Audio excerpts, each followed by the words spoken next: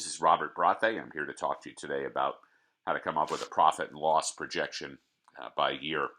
The best way to get yourself started, there's a great website called Score where they provide you a number of different free resources and templates. So with this, you want to figure out when your fiscal year begins. So maybe you're starting your business in September of 2020.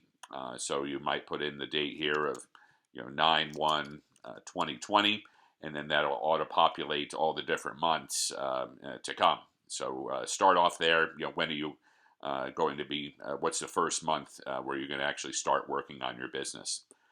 Next up, you want to figure out your revenue categories. What are the different products you're selling, and or the different services that you're having. And it's good to break them down into different categories. So for my business, I have resumes, cover letters, LinkedIn profiles, career coaching.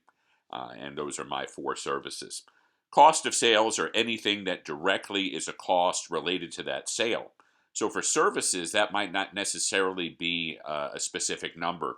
So this cost of sales area, from my experience, has really been about costs that are affiliated with procuring a certain product. So maybe category 1 is park benches, and the cost of making those park benches would go under category 1 under the cost of sales. So you sell 1,000 benches at $50, that's $50,000 in revenue.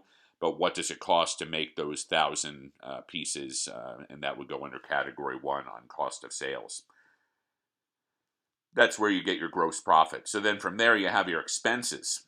Salaries, you might not want to pay yourself right away out of the gate, but you want to have some sort of pay coming in, whether it's another job or maybe you pay yourself after 6 months. Payroll expenses would be you paying other people that are employees. Outside services would be you paying contractors or freelancers.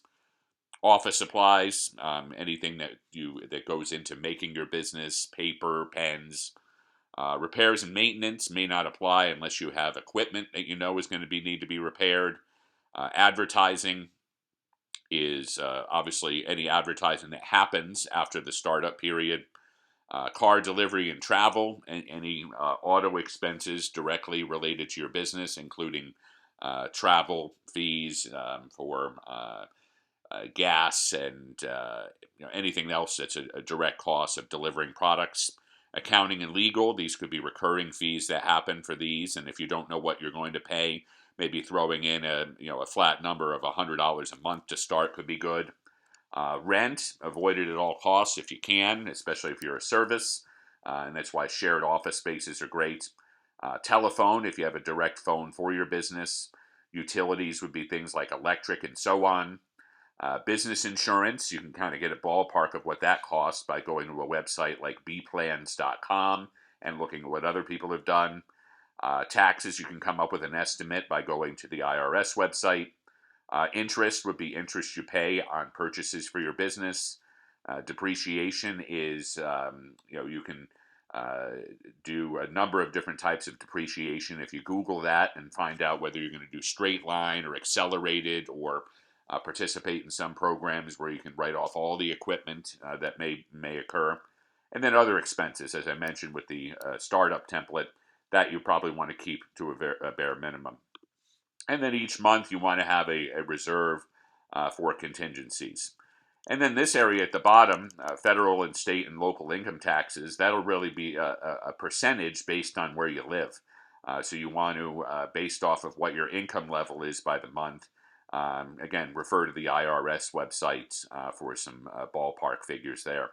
For more information on startup finances, or if you have questions about startups, visit me at BEYourStart.com. That's BEYourStart.com.